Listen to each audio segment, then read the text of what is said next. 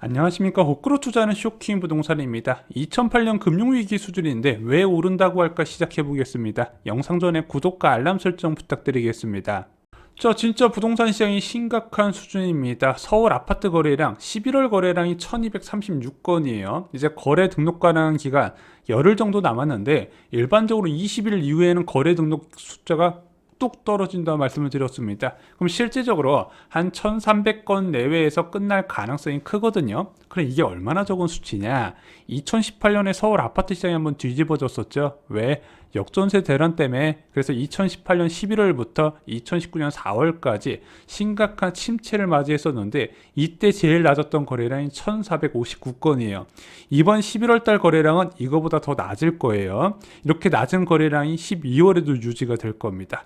그러면은 1300대 거래량이 얼마나 낮은가 봤더니 2008년 금융위기 수준이 나옵니다. 2008년 금융위기 이후에 서울 아파트 거래량이 최악이라는 거죠.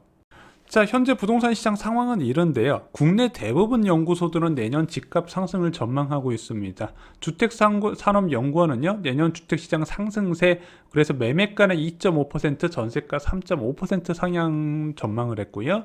건설산업연구원은 수도권 3%, 전국적으로 2% 상승세를 기록한다고 했습니다. 또한 전세 가격이 올해와 비슷하게 6.5% 오를 거라고 봤어요. 그리고 오늘 발표된 직방에서도 내년 가격 급등 현상은 진정될 건데 급락이나 침체는 아닐 거라고 봤습니다. 현상 유지 정도는 본 것 같아요.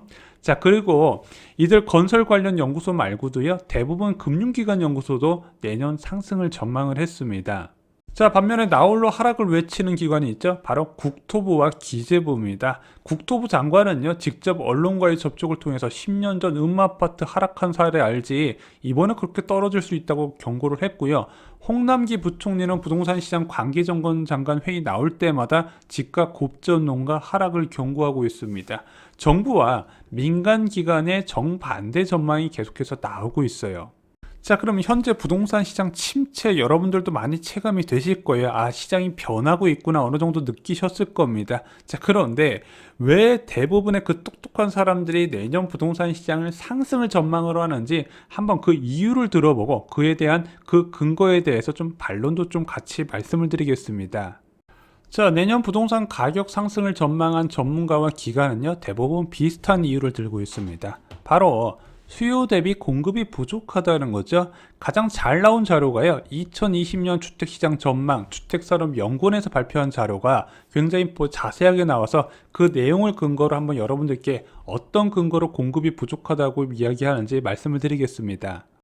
먼저 얼마나 공급이 부족하냐, 그리고 근거는 무엇인지 한번 살펴보겠습니다. 문재인 정부 5년간 수요 대비 공급 부족량이 전국 38만 호래요. 수도권 9만 호고 서울은 14만 호가 누적이 돼 있다고 합니다. 이렇게 공급이 부족하기 때문에 계속해서 주택가격이 상승하고 앞으로도 올라갈 거란 근거예요. 그러면은 수요와 공급은 어떤 기준으로 했냐? 먼저 수요는요, 가구수 증가 부분과 또한 멸실 주택을 근거로 했고요. 공급적인 부분은 아파트는 분양 물량을 그 기준으로 했고 기타 주택은 준공 물량 기준으로 했습니다. 그래서 늘어난 가구수와 멸실 주택에다가 공급을 뺐을 때 만약에 공급이 마이너스가 나게 될 경우에 주택가격 상승을 전망한다는 주장이에요. 대부분 민간 기관에서 이런 근거를 사용을 하게 됩니다. 현재 대한민국 가구수는 꾸준히 늘어나고 있습니다. 인구는 감소할지 모르지만 가구수는 계속 늘어난다고 해요. 특히 2020년에 가구수가 기록적으로 늘어나게 됩니다. 2017년부터 한 30만 호 정도로 늘어나던 가구수가 2019년에 무려 36만 호, 그리고 2022년에 58만 호로 급증하게 돼요. 세대수도 가구수 증가보다 더 많이 증가하게 됩니다. 참고로 가구는 통계청에서 조사를 하는데요, 생계를 같이 하는 생활 단위고요, 세대가 주민등록을 함께 등록한 단위라고 보시면 될 것 같습니다. 주택은 가구 단위로 구입하고 구하는, 월세도 구하는 게 맞아요. 그건 저도 공감을 합니다. 그래서 인구가 감소해도 가구가 늘어나면요, 신규 주택이 필요하다는 부분 저도 공감을 하고 있습니다. 늘어난 가구 수를 모두 수요를 볼 수 있을까? 3인 가구가 있습니다. 자녀가 혼인을 하고 자녀가 독립을 해요. 그러면은 자녀, 부모의 거주지도 있어야 되고 자녀의 거주지도 있어야 됩니다. 인구는 그대로인데 필요한 주택수는 더 늘어난다는 거예요. 이런 이유 때문에 주택 보급률만 보고 주거 정책을 세우면 안 된다 말씀드렸고, 주택 보급률을 이야기하는 정치는 제가 거르라고 말씀을 드렸죠. 그런데 이렇게 가구 수가 늘어나서 신규 주택이 필요한 건 아는데 지금 신규 주택 공급이 얼마나 부족한지 그 판단이 제대로 됐는지 한번 보자는 거죠. 자, 그런데 여기서 이상한 것이 있습니다. 2021년 기준으로 전국적으로 공급 부족이 38만 2천 호예요. 굉장히 부족한 게 누적이 된 상황이죠. 자, 그런데 이렇게 많은 수의 주택이 부족한데 왜 길바닥에 사는 사람이 없죠? 자, 그럼 공급에서 1인 가구 거주지 증가에 포함하지 못한 것이 있나 살펴볼게요. 자, 만약에 3인 가구에서 부모가 살고 있던 집에서 자녀가 나와 독립을 했습니다. 자, 자녀가 독립하면서 나는 33평 아파트에 살겠다 이런 경우는 없잖아요. 대부분 오피스텔이나 원룸에 거주를 한단 말이에요. 그런데 신기하게도 오피스텔 수익률은 이번에 코로나19 상황 이후에 그 풍부한 유동성 상황에서도 계속해서 하락하고 있었다는 거죠. 또한 오피스텔은요, 항상 공급과의 이야기가 뒤따라서 나와요. 부족하다는 얘기를 여러분들이 못 들어보셨을 겁니다. 그래서 이 연구소가 기타 주택이 어디까지 포함해서 짓겠는지 한번 체크할 필요가 있다는 거죠. 좀 여기서 의문이 드는 거예요. 자, 그리고 가구수 증가에 따른 수요도 좀 다시 생각할 부분이 있습니다. 2020년에 가구수가 무려 58만 가구가 증가한 것으로 나타나요. 대통령도 국민과의 대화에서 이렇게 가구수가 증가한 이유를 모르겠다 이야기를 했거든요. 2019년부터 감소세였던 가구수가 갑자기 껑충 뛰어 올라갔고 2020년에 그것이 절정에 달했다는 거죠. 그런데 여러분들, 가구 수가 늘어난 이유도 좀 체크하실 필요가 있습니다. 저는 세 가지를 말씀을 드릴게요. 첫 번째, 문재인 정부 들어서 지방 공기업 이전이 아무래도 많이 증가를 했습니다. 그러면서 40대, 50대가 아무래도 지방 본사 근처에 거주하면서 가구 수가 늘어났다는 설이 하나 있고요. 또 하나는 3기 신도시에 본격적인 지정이 되고 사전청약이 발표되니까 고시원의 위장 전입이 증가했다 이런 이야기도 있습니다. 마지막으로 특히 2020년에 무려 가구 수가 2019년 대비 20만 호 이상 늘어난 가장 큰 원인 중 하나, 바로 국제 인구 이동 통계에서 나타나게 됩니다. 바로 내국인 입국이 크게 증가한 거예요. 전 세계적으로 코로나 사태가 확산되고 아무래도 국제학교들이 문을 닫아버리다 보니까 그쪽 생활을 잠깐 정리하고 한국으로 입국하는 인원이 무려 24만 명이라는 거죠. 이거 굉장히 중요해요. 그래서 저는 2020년에 유난히 전세 가격이 많이 올라간 원인 중 하나에 이것도 있다고 보고 있습니다. 문제는 이 세 가지를요, 모두 다 주택 수요 증가라고 봐야 될까요? 저는 그렇게 보진 않는다는 거죠.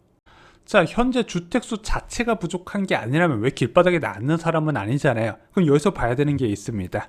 더 나은 환경의 주택을 필요로 하는 수요, 한마디로 아파트를 찾는 수요를 좀 가려서 볼 필요가 있다는 겁니다. 자, 우리는 원룸에서 독신 생활을 하다가 보통 결혼하면 투룸 집을 구하죠.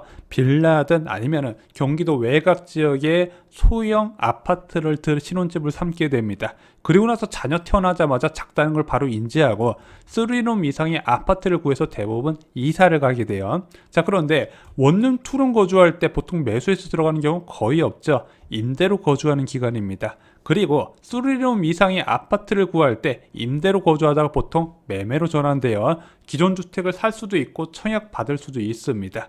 보통 주택시장 과열은요, 이 아파트에서 시작이 되고요. 원룸이나 투룸 같은 비선호 주택 같은 경우는 주로 거쳐가는 주택이라고 표현되는 이 주거 형태는요, 일반적으로 아파트 시장 변화에 영향을 같이 받는다 말씀을 드렸습니다. 그래서 우리는 아파트 수요만 좀 분리해서 볼 필요가 있거든요. 자, 그런데 아파트를 원하는 사람들, 매매든 전세든 그냥 때 되면 그냥 구할까요? 아니겠죠. 여러 가지를 좀 복합적으로 고민을 해보겠죠. 일단 현재 전세 가격이 어떤가가 정말로 큰 영향을 미치게 됩니다. 현재 전세 가격이 과도하게 높다면 전세 세입자 구하려던 사람들도 그냥 포기를 할 것이고, 또는 아파트 전세 살고 있던 사람도 매매로 전환이 될 것입니다. 그래서 이 전세 가격은요, 매매 시장에 큰 영향을 줘요.